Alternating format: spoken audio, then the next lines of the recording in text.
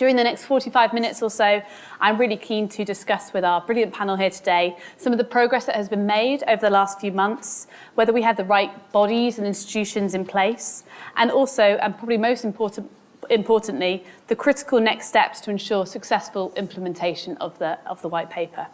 So I'll just do a very quick introduction of my panel. I'm sure actually many of them need no introduction whatsoever, but I have with me today Hetan Shah, who's the CEO of the British Academy, Lord Tim Clement-Jones from the House of Lords, Lizzie Greenhalgh from DCIT, the Department for Digital Science, Innovation and Technology, and also Head of AI Regulation, Suzanne Brink, Data and AI Ethics Lead, Manager at Kainos, and Hans-Petter Dahlen, who's the European Business Leader on AI Ethics and Governance at IBM. So brilliant, thank you all for joining me this morning. So I'd like to dive straight into the conversation. There's, I think, a lot to unpack over the next 45 minutes and keen to get to some audience questions if we have time.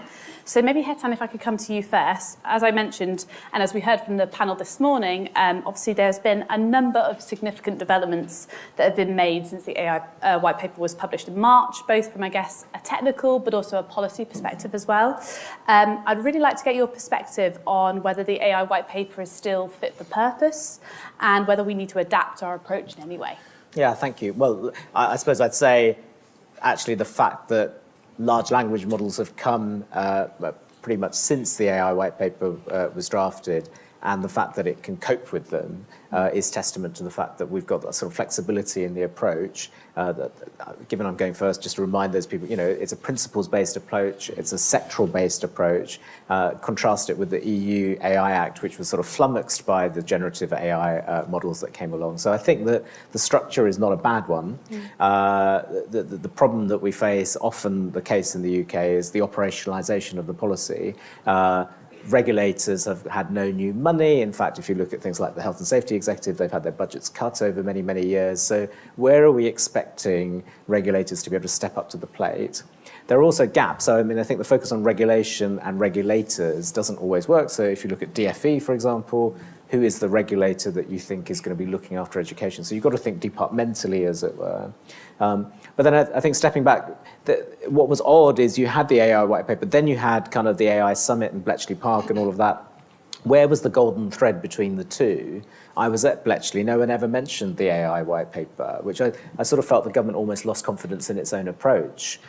So we now have a whole series of other things. We've got the AI Safety Institute, et cetera. How does all of this square up and add up? And I sort of feel now that we're post-Bletchley, there's an opportunity for the government to actually say, this is how it all fits together. We do have confidence in the AI white paper approach. We're now, with a sense of some urgency, going to invest in our regulators and in the support of our departments to actually come up with a strategy. And the strategy's got to be about how do we use AI in a trustworthy way for public good. So it shouldn't all be on us as individuals to have to weigh up the risks, as was just being talked about by the ICO.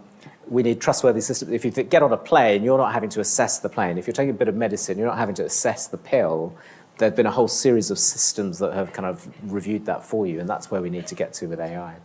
Brilliant, thank you, Hetan. A great introduction there, and that point you mentioned around resourcing in particular, I'd love to delve into a bit more detail about what that should look like going forward with the panel in a bit. Maybe HB, if I could come to you, what are your thoughts on the white paper approach? Still fit for purpose? Absolutely, and I think your point on generative AI is really a good one, because that's the point of contention in the EU, right? It's a very exciting day today in terms of the EU AI Act, for sure, whether or not they'll be able to agree on the regulation of generative AI, let's see. But from an IBM perspective, we certainly embrace the UK approach. Back in 2020 already, we issued a white paper where we advocated actively for precision regulation, realizing that different industries have different risk profiles for their users. So we know that the next step is or was to issue further guidance inside 6 months. That hasn't happened, I don't think, but I understand that it's on its way. We hope certainly that further guidance will be standards-based. And also we hope that it will be based on ISO standards. We do share the World Trade Organization's concern that we'll have different regulation, different standards, different ways of conforming with regulation for global companies. That will be a significant challenge. So, but certainly we very much embrace the UK approach.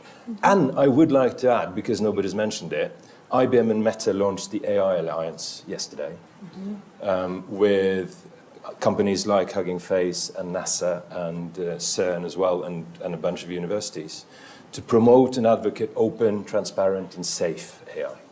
Yeah, excellent. Yeah, no, So just, yes, we do need regulation, but I speak to companies every day, every week, and companies have ethical frameworks that goes beyond not just breaking the law, you know. Yeah. So I'm not concerned about companies' moral. Excellent. Well, thank you for highlighting that. Maybe, Suzanne, if I could come on to you.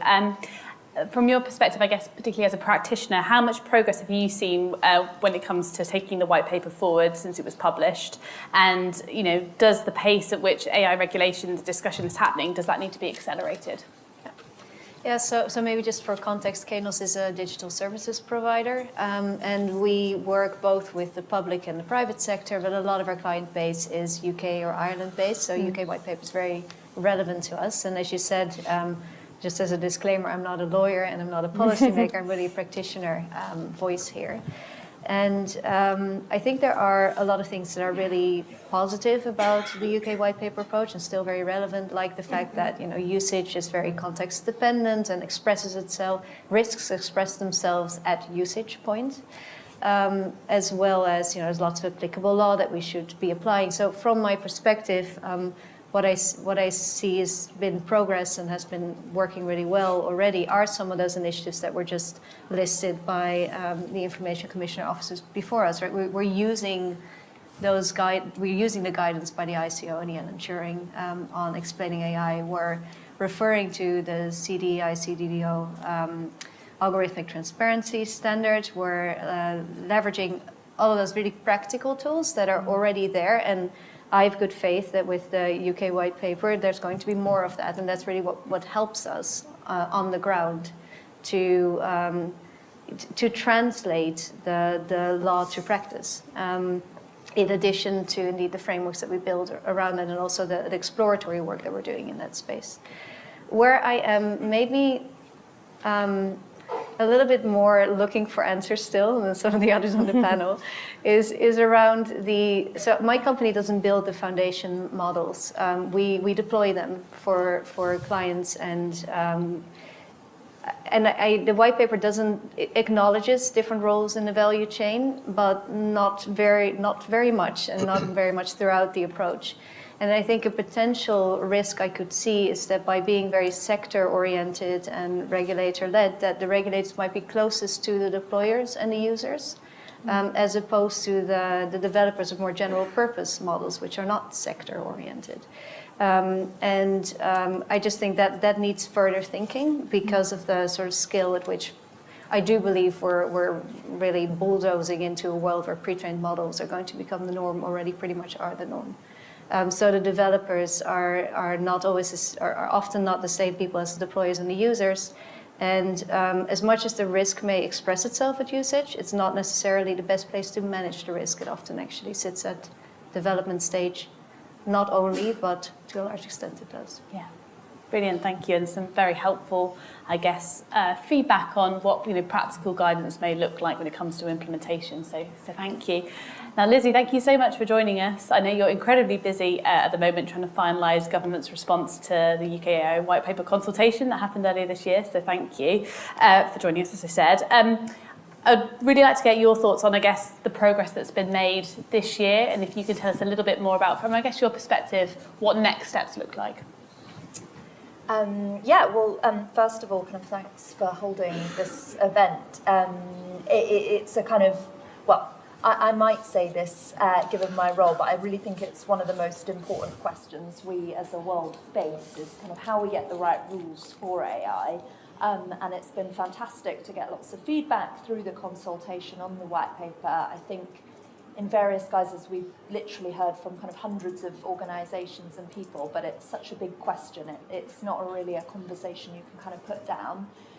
So where are we today? And to the question kind of what's the kind of golden thread that fits it all together? Well, I think the UK remains very much kind of committed to a pro-innovation approach to regulating AI, and the context-based approach that we set out through the white paper was broadly positively received. So good to hear the panel feedback, and that certainly resonates with quite a lot of what we heard. People like that we said context was key to kind of understanding risk, and that we would seek to deliver through our regulators who know their domains best. But I think what we've really noticed this year is quite how kind of remarkable the progress has been with AI. It's been really exciting to see some of the developments. So use of Copilot, I think, driving 20 to 70% productivity gains. Recent announcement by DeepMind discovering whole new materials. And I think hopefully people feel that the UK has kind of leaned into some of these opportunities through our investments in compute, skills and more. But with these big leaps in capabilities do come a new order of risk. And I think that is why you have seen, since we've published the white paper, the UK established the Frontier AI Task Force and of course convened the summit looking at those risks. And I think how we'd, the kind of golden thread, I guess, that we see, and I think this builds on the speech you just heard from the Information Commissioner, is that making sure AI is safe and responsibly developed and used, we see as absolutely critical to unlocking its innovation and its benefits. So we see them very much as kind of two sides of the same coin. And I think you kind of asked what we've done so far and what next. Well, I think kind of this year, you know, you've seen how we've responded to what I've just set out, but we've also been doing lots of kind of, I guess, more behind the scenes work with lots of regulators across the piece to kind of understand their levels of readiness, their skills, their powers. And it's been great to see some of the regulators really kind of pushing ahead on this agenda. So through the white paper response, I think we'll want to kind of set out how this all fits together. To your question on foundation models, I think it will be important that we kind of build on this. We said in the white paper it was important to think through how our context-based approach applied. So I think we should say a bit more on that, which kind of builds on summit discussions. But yeah, I guess the main thing is we were always clear the white paper was a kind of early step, and this is a fast evolving tech. But it's pleasing to hear it, but I think this year has proved the value and strength of our adaptable approach is that we kind of have been able to move with the technology, but we know it's not a kind of done deal just yet. Mm-hmm. Excellent, thank you. And maybe, Tim, if I could come on to you next. I see you've been grappling with some of these issues, particularly around AI governance and regulation for a while now. I'd be really interested to get your thoughts on, I guess, what aspects of the white paper would you like to see prioritised for action, say, looking ahead to 2024? That's the biggest question this morning. But I'm probably going to rain on the parade to quite a large extent. I feel we've gone backwards in many ways. A few years ago, when we did our report, our AI Select Committee report, yep, I felt that we were right at the front. We had the AI Council set up, we had the CDEI, we had the Office for AI, and it looked as though we were really ahead of the game. Now, when you look at the executive order, you look at the AI Act, which, cross fingers, will happen today, with the trilogue, you know, I think we're behind the pace, basically. And this kind of voluntary approach, and I'm a huge fan of the DRCF, I'm a big fan of John and the ICO. I think that they should be the AI regulator myself, in pole position for that role in any event, rather than some kind of cabinet office central unit. But even the government's own gap analysis demonstrates that there are areas where you have to have regulation. and we need to have that in place. There are areas that are not regulated. It's all very well. I mean, we've got some fantastic regulators. I'm dealing with the Digital Markets Act at the moment, CMA and the DMU, which is being created. I'm a big fan of. We've got the Data Protection Bill coming through. I'm not such a big fan of that, as John knows. But, we've got some great regulators. Ofcom, I've just been dealing with the Online Safety Act, and hurrah, we got it through after 5 years.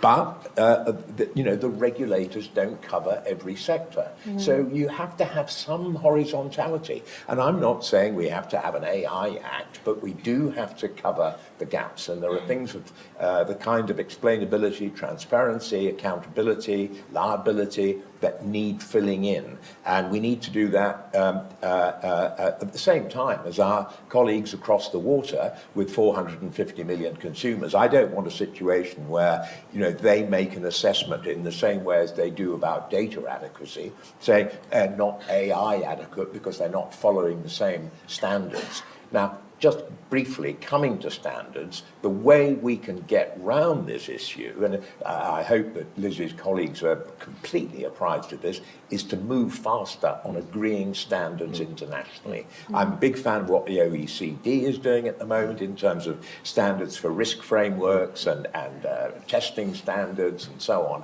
And if we move fast enough on that, even if we don't have regulation, at least we can make some progress. The British Standards Institute is heavily involved in all of that. ISO, IEEE. What we've got to try and do is get them to converge. And then, people will get a greater degree of certainty on the ground. And then maybe we build the layer of regulation back in, who knows, next October when we get a different government in place. And luckily, you're still part of CENELEC, so you get to be part of writing the European... CENELEC, really important in all exactly, of this. Right.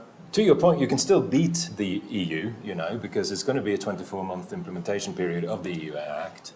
And with your approach, you kind of skip the political layer, so you can introduce the regulation quicker. Yes, absolutely. I just need to say the foundation model and whether or not we should regulate it. Our view, which we actively advocate inside the EU system, is you shouldn't touch the foundation model because that's the technology. And we don't want to regulate the technology. That must be allowed to evolve organically, but it's the application of the technology, right? So I think for most companies that are looking at implementing generative AI use cases now, which foundation model they use is going to be a big part of their own governance structures. Yeah, absolutely. There are 300,000 foundation models available on Hugging Face. Not every foundation model is GPT, not every foundation model costs the output of a small nuclear power plant to run, We see a very vibrant open source community, smaller, much more specific foundation models that generate output much safer. So absolutely one of the levers we believe we can pull is to benchmark and to select. So totally with you there. My personal point of view is that I think we all need to play a part in the value chain and we all need to consider the influence we have to achieve the outcomes that are aimed for in the white paper. And some of that, like just to take an example being fairness, there just are more levers to pull at development point. There's a lot of reviewing to do at application and usage point. But that's where I believe we do need to consider who are we targeting when. But companies want to be indemnified, right? So. Sure. I do think, though, we have to think of as the AI summit as being a complete diversion, actually. I mean, in a sense, now we've almost forgotten, haven't we, about what the AI summit, a communique, can anybody tell me what the communique said? I mean, the whole point of focusing on all that existential risk, when in front of our very eyes, some of the points that John made in his speech, we've got present risks here of bias, misinformation, all kinds of things that are actually here and now. We don't have to wait for the apocalypse, quite frankly, before we regulate. So, I mean, this is the sort of, political imperative, in my view, that we have to understand. Yeah. Maybe, Heston, if I could bring you in on your reflections on the conversation we're having here. Yeah, I mean, the AI Summit, I was a skeptic and all the way along, we held one of the official pre-summit events as well, which was exactly making the points about the nearer term risks and so on. I have to say, having attended it, that I do think that in its own terms, it was successful. Having the US, China, and the EU on a stage together, no other country could have pulled that off. And I sort of think that was a return to our sort of traditional soft power role. And I think that the US bringing forward its AI Safety Summit only happened. We accelerated the pace of this by bringing all of this forward. The fact that there's now 2 further summits, which are not UK held, is a sign of confidence of kind of handing all of this on. So I don't think the two have to be in conflict, and thinking about some of those longer term things. And this brings us back, I think, to some of the things that we sometimes forget when we're talking about the domestic context. The big firms are not really UK based for the most part. And what is the traction that we have over them? So actually what the US Safety Summit Institute will do will, I think, really be critical. Yeah. In some ways, it raises the question of what's the UK one going to do? I think that there's an important role for information sharing at the kind of global level, just building up a picture. For an industry based on data, we have remarkably little data about it. So I think that's a kind of logical next step. But I think your point about open source is really interesting, and that, frankly, was the most contentious part in the conference sessions. It wasn't big companies saying don't regulate us and civil society saying regulate us. Everyone was saying let's do regulation. The question was, actually, are we going to miss having 5 big tech kind of monopoly giants that you can point the finger at and say, we know who you are and this is what we want you to do, if in 5 years' time actually you're in a much more open source world? So there are some tricky dilemmas there in terms of which of these slightly difficult futures do you want to choose? Yeah, I agree with that. Open source means open, right? So open source is a good thing. Quick question for you though. There's a UK general election next year. As a possibility, there's a new government. Do you think that's going to change the UK approach to AI regulation? Well, I think the stance of the current government is that regulation is the enemy of innovation. That's the basic. Or, they've already talked about a pro-innovation, but it's basically trying to minimise the amount of regulation in the space, which I think is out of step with other jurisdictions currently. Even China, for that matter, strangely enough. But I do think the stance, and if you see what people like Peter Kyle have said, and going through the response to the white paper and so on, I think you'll see that they've got a much more active approach to this. It's not that everybody wants to see some massive horizontal level. I don't think we all want to see something as if you like, comprehensive as the AI Act, but we do want to see a level of horizontality that covers across the different sectors, some of which are not regulated. And I take John's point that there's an awful lot that is regulated in terms of the data, but data is not the only aspect of the risk of AI. There are other aspects of risk, which I think we need to be aware of as well. Just to, sorry. Well, thank you for lots of challenge. I think it's always good to, honestly, I think something as hard as this, you start to feel a bit worried if everyone agrees. But I thought it was worth coming in on a couple of the points that were raised. So first, to the point about kind of existing versus frontier, I'm kind of glad you came in and said it's not either or. I think the summit was focused on frontier risks, although it's worth saying there was discussion of things like elections, which, are next year, but that feels pretty present, at least to me. The summit was focused on that partly because we identified that as a kind of bit of a gap within the international landscape where we could add value. And certainly, I'm sure lots of people in this room, it's a busy space in the international landscape, and there are already a range of fora such as GPay, OECD, others like that, looking at existing AI risks and opportunities. So that was in part the kind of motive for that focus. But it absolutely doesn't mean that we don't think current risks that we're seeing play out today aren't very important. And I think it's good that we've heard from the ICO today, and you'll hear from others later. I think you'll hear that our regulators are taking these risks very seriously. And then on the kind of pace and whether we're acknowledging whether there are gaps, I think the thing I'd say here is that our approach has been to very much start with what are our existing frameworks and how can we best use them and apply. And you've heard from the Information Commissioner kind of quite how much we can do with existing frameworks and the fact they have responded to changes in the technological developments. But that doesn't mean we're saying there are kind of no gaps whatsoever. And we've certainly always said we're kind of not afraid to legislate or take further steps as and when we uncover them. But our starting point, because we think it enables us to move quickly, is looking at kind of what can we do with existing frameworks and what can we do through non-statutory means. So might be worth pointing out something that I think got like a little less of the coverage, but the Secretary of State did write to the 7 leading frontier AI companies asking them to publish their AI safety policies. All of them did. Now we can debate the extent to which those were fully comprehensive, whether they're definitely being followed. But I think the thing to take from it is that that is an important first step and improves transparency and crucially can help kind of make the world safer today. We know that legislation can take a long while, so we are keen, especially noting how quickly this is moving, to be looking at like what are the things we can do kind of right now, right here, and I think that is one of the advantages of our approach. That's exactly what the online platform said about online safety a few years ago when we had the voluntary guidelines, and the voluntary guidelines did not prove adequate, and we had to have the online safety bill as a result. And all that those of us who are arguing for regulation are doing is saying, enshrine, it may be that the big players are wonderfully well behaved, but that doesn't filter down all the way through the system. And that's why you need some form of horizontal regulation.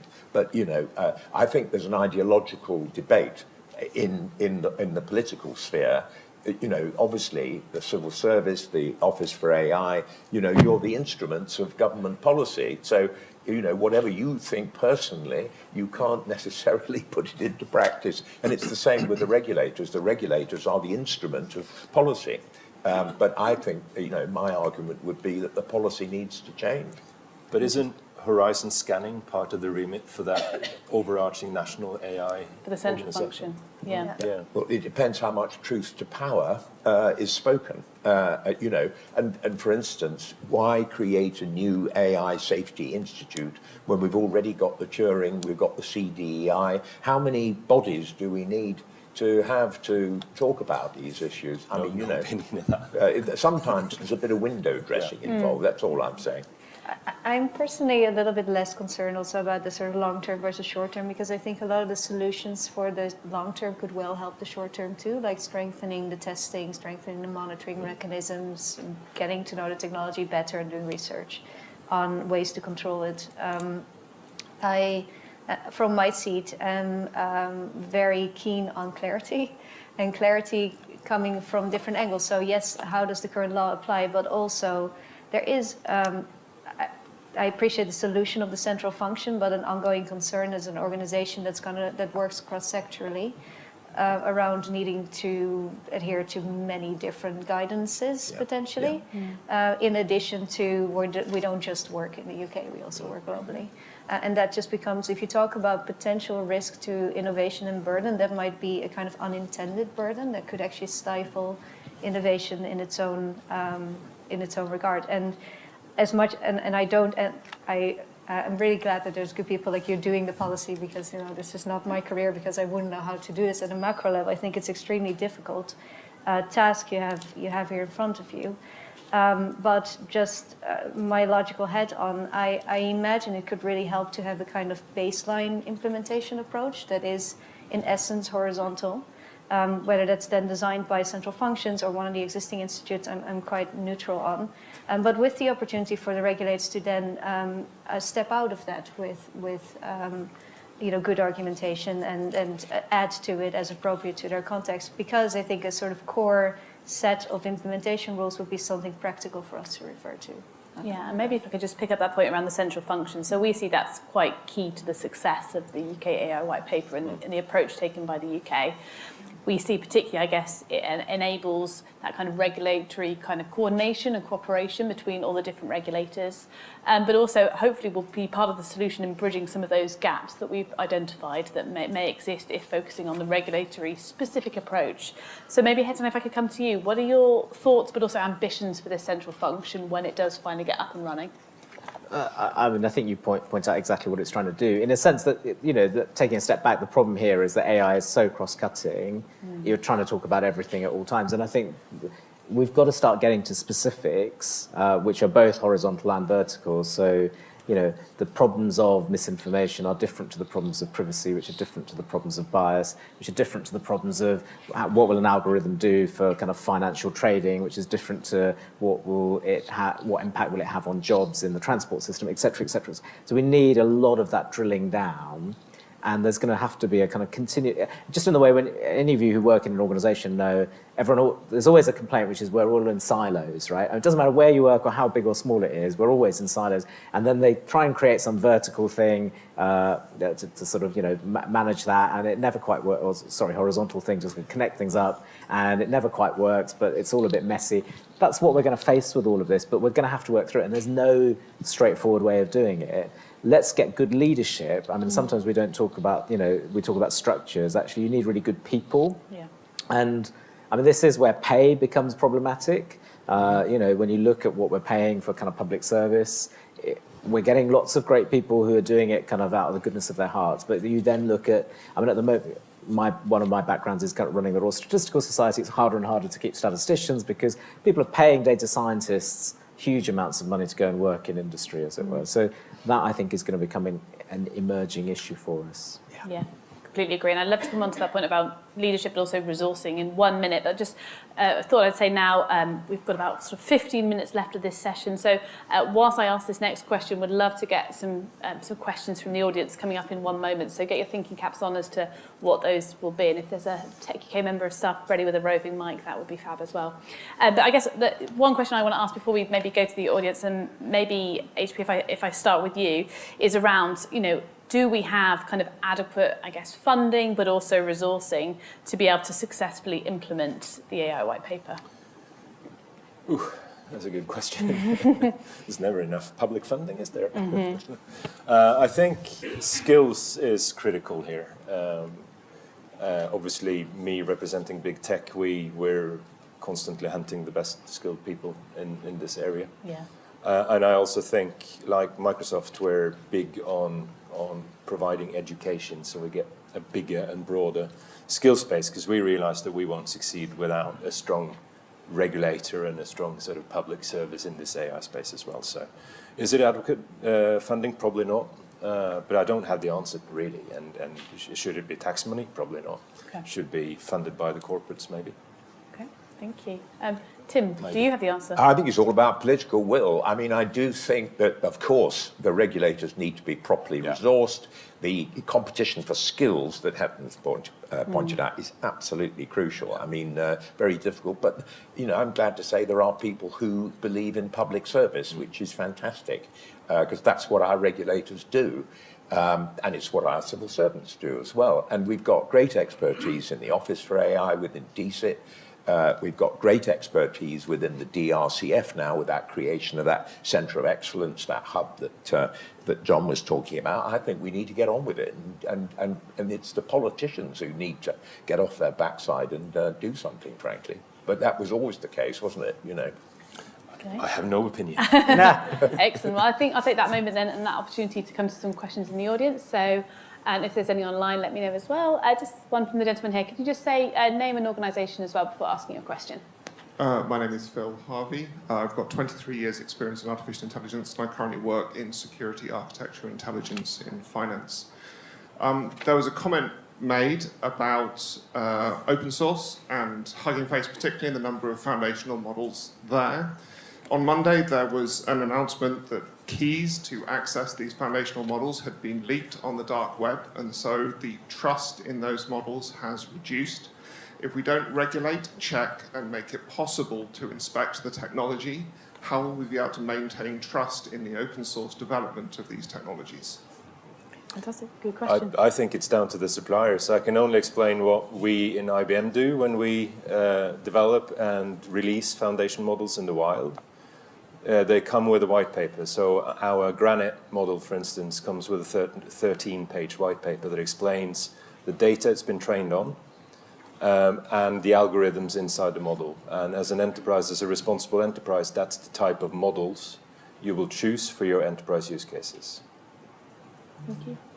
Anyone else want to come in? Well, I think it just demonstrates that we need standards in place. And how do you get Absolutely standards in place? Absolutely You have regulation. I mean, otherwise, I mean, I've been worried about the open source aspect for a bit, but you know, in a sense, open source for existing frontier models, which are in a sense developed by some of the larger developers, we thought were relatively secure because there were certain parameters around them. But now it appears there's no guarantee of that, so we have to have continuous monitoring standards. You know, we have to get these things in place, otherwise we do have real and present risk in all of this. So I think it's just a jolly good, you know, another reason which makes the case. If anything drives innovation, it is open source, of course. And when it's productized, licensed, there are sort of different regulations, if you want to call it that, to make it enterprise ready, of course. But you know, I think at international level, we need to get those standards converging. We don't even very quickly. Exactly, and we don't even have a global definition of what an AI system is. Well, the OECD has kind of revised that in the last that's one couple of weeks, haven't they? Exactly, and one of we encouraged the EU to look at 4 things when they passed it on to Trilog, and one of them was the definition of an AI system, and we encouraged them to align with the OECD to get us at least as close to a global definition as possible. Otherwise we could be dancing on the heads of pins forever. Yeah. Excellent. We might leave it there on that particular question because I can see some more coming through. I've got one from the lady here at the front. Sorry, Harriet, making you work hard. And then we'll go to Henry at the back. Hi, I'm Helen Beveridge. I'm from Cognizant Worldwide, and we're from the data privacy delivery team. So we operationalise privacy and responsible AI on behalf of clients. It's joy.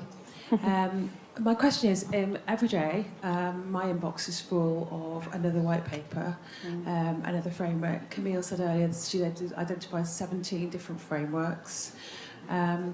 It feels like you're standing on a beach in a sandstorm, and you're trying to collate from a regulatory perspective where we're trying to encourage and enthuse our technology developers to take us with them and to understand that regulation and compliance is a business driver.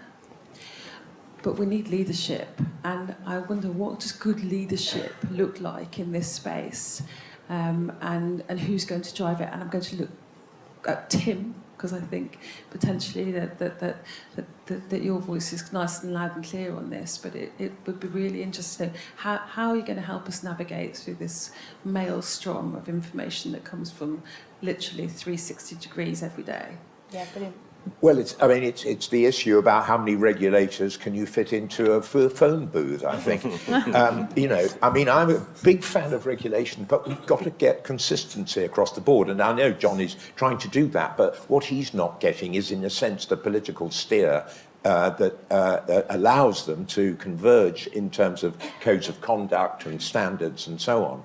And actually, you know, the more I listen to what business wants, the less I believe that most of our governing politicians are connected with it, you know, because the people talk at large about being innovation friendly without really understanding what drives innovation. And you know, you only have to look back at the history of the motor car. You have to look back at the history of quite a lot of technology to realise that actually what allowed it to roll out was the agreement on standards, especially international standards, and that's where we need to get to. Otherwise, there are barriers to innovation. So, you know, the more we can get some horizontality in, and nobody's saying it should be, you know, overly complicated, the more your colleagues will realise there's a commonality across the board. And then for each individual sector, you may need certain bells and whistles, but you understand what the ethics are across the top, so to speak, that you need to comply with. Excellent, thank you. Lizzie, I'd love to hear from you, and then maybe Hetan, because you also brought up the leadership point. So, yeah, Lizzie first. Yeah, well, I think to the question of like, what do people want from a regulatory framework that enables innovation? I mean, I think we certainly hear that people don't want kind of onerous blanket regulation, but I think we definitely also hear that people want clarity and it to be streamlined and easy to follow. And I think in the white paper we did acknowledge that this is one of the challenges of a context-based approach. There's lots of kind of advantages to it, to the nuance it offers. But one of the things we would need to really carefully think through is that coherence and coordination point that you're speaking to. So what are we doing in this space? Well, you're aware already of the DRCF, but clearly those are 4 important players in this space, but actually the kind of tail of regulators with a role is much greater than that. So we're doing a few things, and you've already heard about the pilot multiple regulator advisory service that's being run by the DRCF, but there are 1 or 2 other similar initiatives where they are looking at how do they join up and provide regulatory advice to AI digital innovators. And, you know, I think thinking through things like, should there be joint guidance on how the AI regulatory principles apply? I think these are some of the things we can kind of get into. Does that make sense? And does it help innovators, SMEs, etc.? On the central function, since it's come up, I might just say just a very brief thing here. So we are in the process of setting it up. We've in particular accelerated the establishment of the central risk function, which is monitoring risks across the landscape, all types of risk, but also thinking through drivers that aren't just about capabilities, but also about things like adoption, integration, societal vulnerability. But we're also looking at getting the regulator coordination function set up. And one of the things that I would hope that we will be publishing very, very shortly is the guidance that we referenced in the white paper. This is precisely to try and enable that degree of join up and coordination, which we do see as kind of critical, and we hear often is critical to the success of our approach, and making sure it is a kind of easy thing to navigate for in particular those smaller players. Thank you. Taking a bit of a step back, I think one of the things we all know, sort of even beyond this space of digital and AI, the UK has been politically kind of pretty wild over the last few years in regulatory terms, and therefore hard to follow the direction of travel. And it feels to me the message from all of you, but also the public, of we'd like a bit more boringness restored. I suspect that... Come back Theresa May, you think? Well, I couldn't comment on that, but I think, this is not a political point, I suspect regardless of who comes in after the next general election, you are likely to see much more policy consistency. I think that kind of message is getting through, as it were. So, you know, that at that kind of more macro level, I suspect that the next 5 years will feel more consistent than the last 5 years. Thank you. Right. We are very, very quickly running out of time. I want to take moderator privilege, though, and ask one really quick question. Obviously, we've discussed so many different topics and issues, and I appreciate for the audience here, it's a lot to digest. So could we maybe zip through the panel, maybe Tim, starting with you, as to what should be the one key takeaway for the audience, having listened to our conversation today? What's the one thing going into 2024 that we should be embracing and prioritising? Me. The regulation is not the enemy of innovation. That's all I would say. Excellent, thank you. Lizzie? I think kind of adaptability and flexibility, I think, is going to be very key.